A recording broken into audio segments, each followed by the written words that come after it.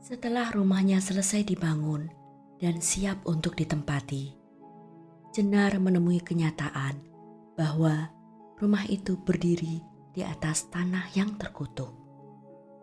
Pertemuannya dengan Nisaka, si kuntilanak perempuan penunggu rumahnya, menguak tabir misteri dan tragedi yang tersimpan sejak ratusan tahun yang lalu.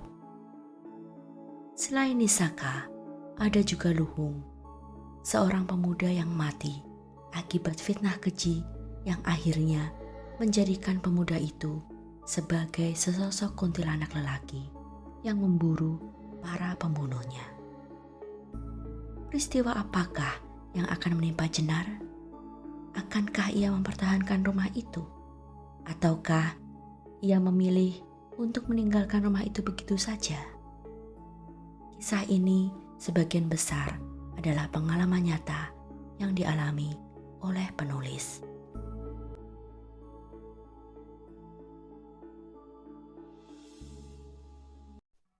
Bagian ke-23, melacak jejak Luhung.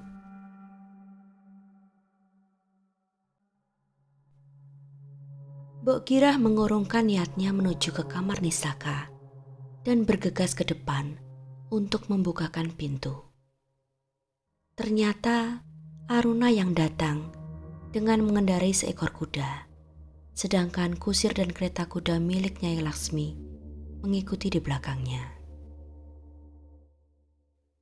Sesampainya di halaman, Aruna bergegas melompat turun dari kudanya dan memberikan isyarat pada kusir untuk mengurus kuda itu. "Ibu kenapa, Mbok? Mana ibu?" tanya Aruna sembari menghambur masuk ke dalam rumah dan bergegas menuju ke kamar sang ibu. "Doro Nyai di kamar Nisaka, Den," jawab Mbok Girah menunjuk ke kamar yang terletak di bagian tengah rumah itu. Meski heran, namun Aruna tak mengatakan apa-apa. Pemuda itu langsung menuju kamar Nisaka. "Ibu, ibu," panggilnya pelan seraya mengetuk daun pintu dengan buku jarinya. Di belakang Aruna, Mbok Girah berdiri menunggu dengan jantung berdebar kencang. Tak ada jawaban dari dalam kamar. Aruna dan Mbok Girah semakin panik. Aruna menoleh kepada perempuan itu. "Apa ibu sedang tidur, Mbok? Atau bagaimana kalau kita dobrak saja pintu ini?" tanya Aruna dengan nada gusar. Mbok Girah menggeleng ragu, namun ia segera maju dan mengetuk pintu. "Doro, ini Dan Aruna sudah datang, Doro," katanya agak nyaring. "Sebentar," terdengar sahutan lirih dari dalam kamar. Aruna dan Mbok Girah saling berpandangan dan menghela napas lega. "Mungkin barusan Doro Nyai ketiduran, Den," bisik Mbok Girah. Aruna hanya mengangguk sekilas. Sikapnya sangat gelisah. Tatapan matanya tetap tertuju di pintu kamar Nisaka.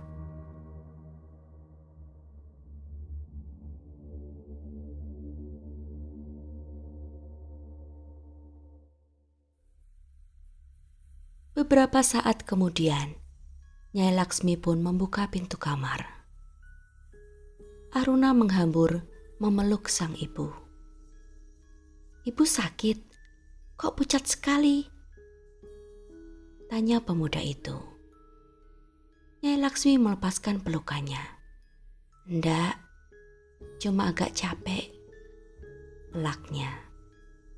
"Tolong buatkan teh untuk kami dan bawa ke kamar ini, Mbok," pintanya pada Mbok Girah. "Nggih, Ndoro. Mau hamba siapkan makan juga?" "Kamu lapar, Nger?" tanya Nyai Laksmi memandangi Aruna. Pemuda itu menggeleng cepat-cepat. Ia merasa ada sesuatu hal penting yang ibunya ingin bahas. Ia bisa menunda rasa laparnya. Belum terlalu. Nanti saja, Mbok, jawab Aruna. Mbok Girah mengangguk dan meninggalkan mereka.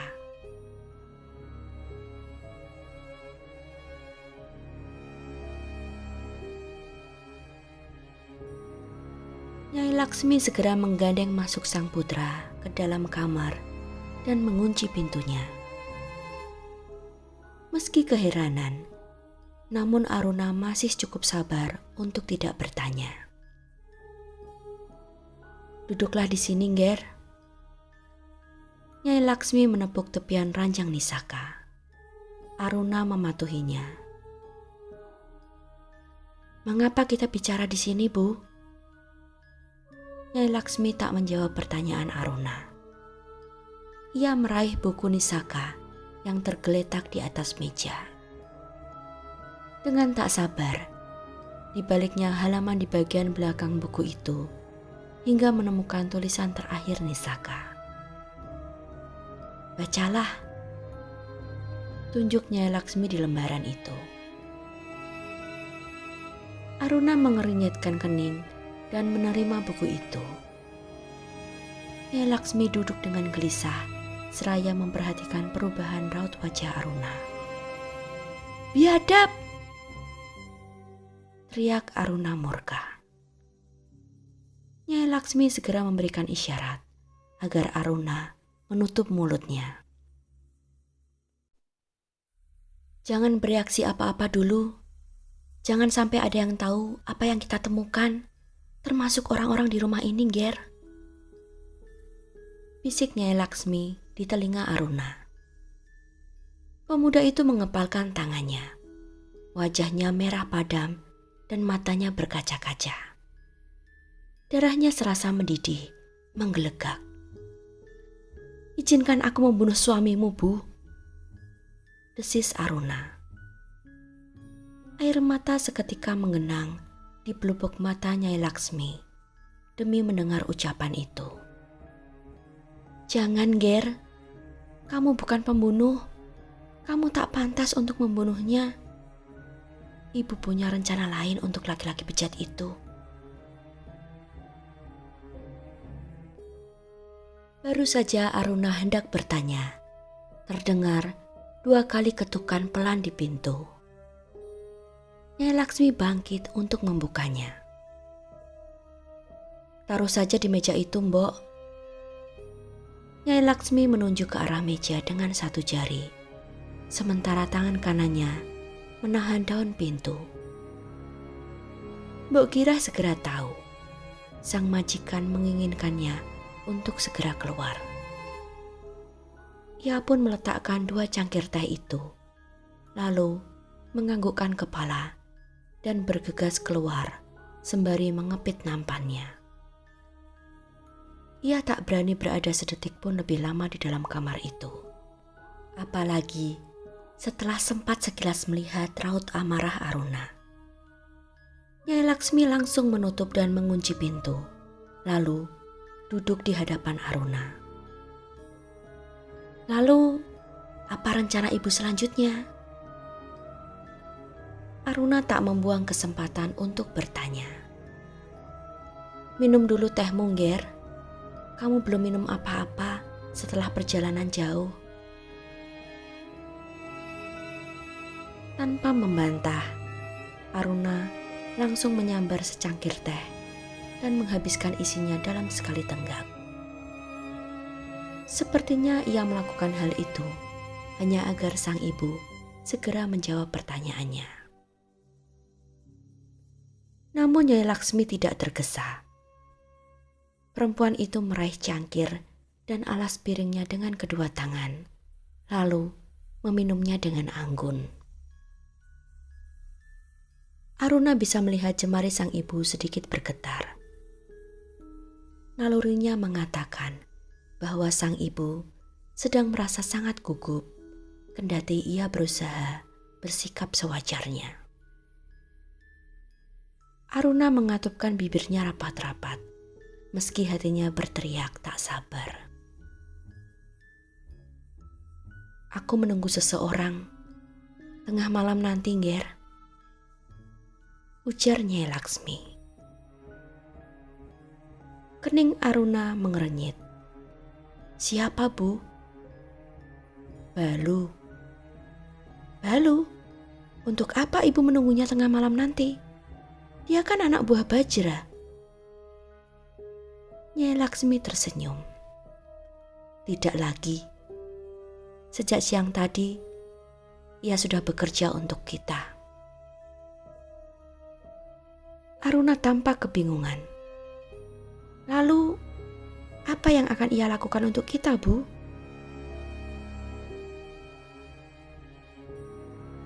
Nyai Laksmi beringsut mendekat. Ia menempelkan sisi telapak tangannya ke telinga kiri Aruna. Lalu, membisikkan sesuatu yang membuat pemuda itu membelalakan matanya. Ibu tidak bercanda, kan? Sergah Aruna. Nyai Laksmi menggeleng kuat. Tidak, ibu sangat serius mengenai rencana ini.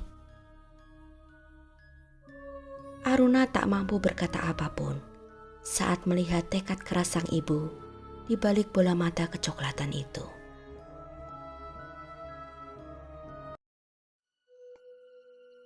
Tepat di waktu yang sudah mereka sepakati, Balu menuju kediaman Nyai Laksmi. Dari samping rumah, ia bisa melihat cahaya lampu minyak yang keluar dari jendela kamar Nyai Laksmi yang sedikit terbuka. Balu menghela napas lega. Setidaknya, ia tak perlu kembali lagi besok malam. Ia pun menunggu dengan sabar di bawah sebatang pohon jambu air. Meski agak jenuh dan terganggu dengan gigitan nyamuk, Balu berusaha menahan diri untuk tidak menyalakan rokok agar persembunyiannya tidak diketahui oleh siapapun. Namun kelegaan itu tak berlangsung lama. Balu mendengar pintu belakang dibuka. Ia melihat sesosok tubuh seorang lelaki keluar dari rumah itu dan berjalan menuju ke arahnya. Balu tak bisa melihat wajah lelaki itu karena sinar rembulan yang redup tertutup bayangan dedaunan. Jantung Balu berdetak kencang. Mengapa bukannya Laksmi yang menemuinya? Siapakah lelaki itu? Ia sangat khawatir bila ini adalah jebakan. Ia takut Nyai Laksmi mengadukannya kepada Demang Bajra, menuduhnya telah memfitnah lelaki itu dan kini mengutus seseorang untuk membunuhnya. Balu memegangi dengan erat hulu golok yang terselip di ikat pinggangnya. Meski belum pernah melukai orang lain, ia pasti akan melawan bila lelaki itu yang memulai melukainya.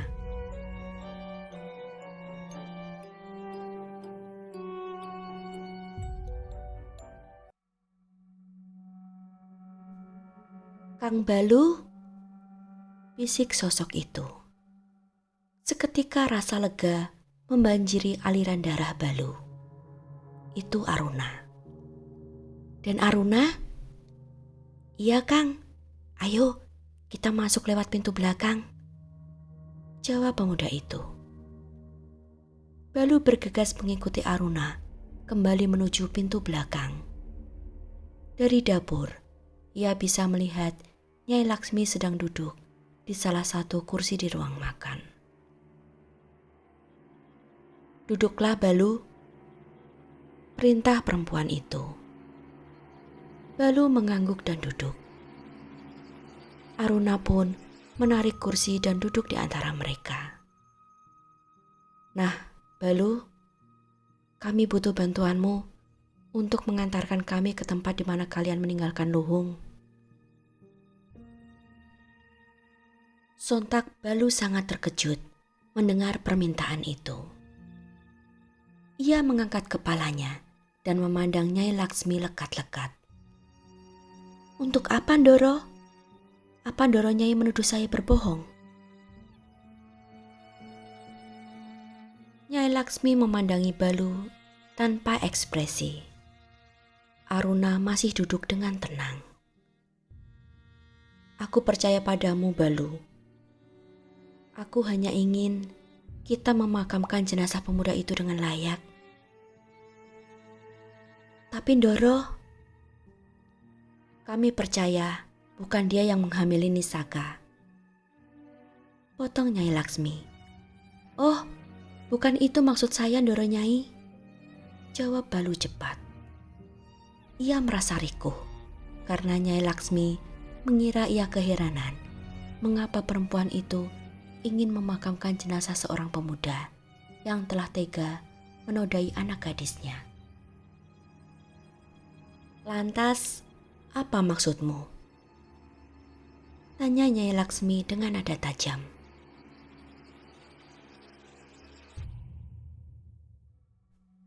Maksud hamba, mungkin saja jenazah Luhung sudah dimangsa hewan buas seperti ular atau harimau, Ndoro. Apalagi kejadiannya kan sudah beberapa minggu yang lalu. Jawab Balu lirih. Setidaknya aku ingin mencobanya. Tapi hutan itu berbahaya, Ndoro. Saat malam akan banyak binatang buas berkeliaran. Lagi pula, bisa saja kita disesatkan oleh para demit agar kita tak bisa keluar dari sana. Hutan itu terkenal angker, Ndoro. Aruna mendengus tak sabar. Sudahlah, Kang. Kami sudah tahu resikonya kok.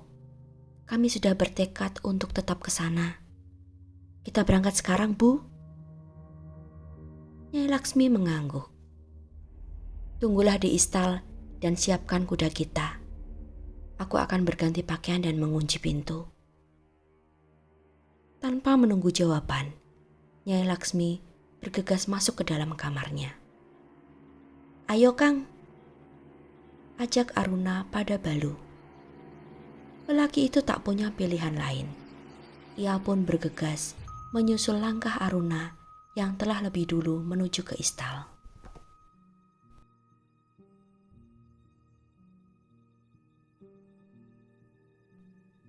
Kisah ini akan berlanjut ke bagian ke-24.